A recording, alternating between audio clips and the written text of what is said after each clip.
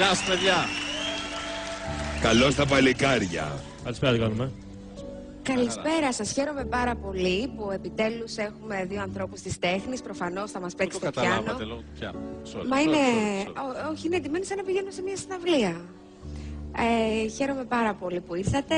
Τι θα μας παίξετε σήμερα? Πρώτα είναι το Godfather, μετά της Carmen. Α, Μπιζέ. Μάλιστα. Και μετά έχουμε επιλέξει το... Τα παιδιά του Πειραιά. Τα παιδιά του Πειραιά. Μπράβο σας. Πολύ ωραία. Χατζηδάκι.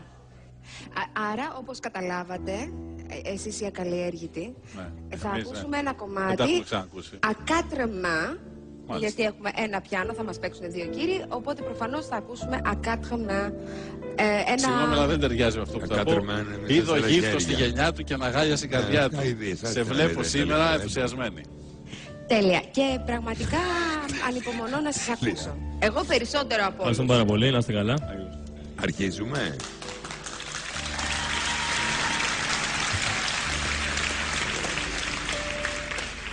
Α, σκαμπό δεν έχετε φέρει σκαμπό?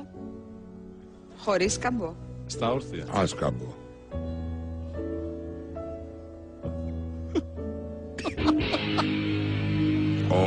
Τι κάνατε?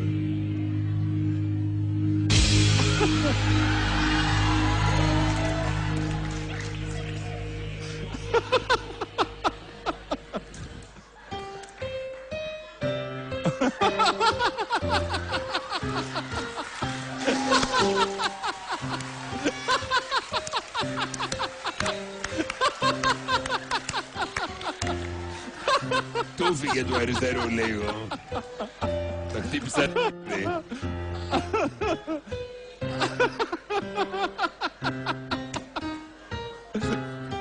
Ευγενία, δεν σε πήγε σήμερα.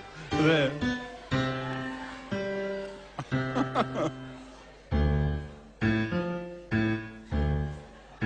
Γερακίνα.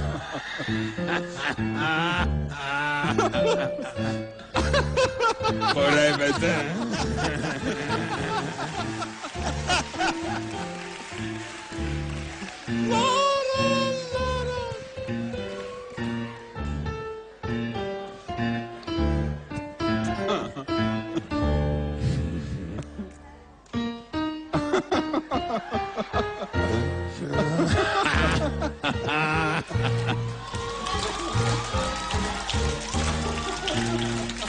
Αν και το έχω ξαναδεί, έτσι στο YouTube, για να μην κοροϊδευόμαστε. Είναι πολύ καλό και εδώ.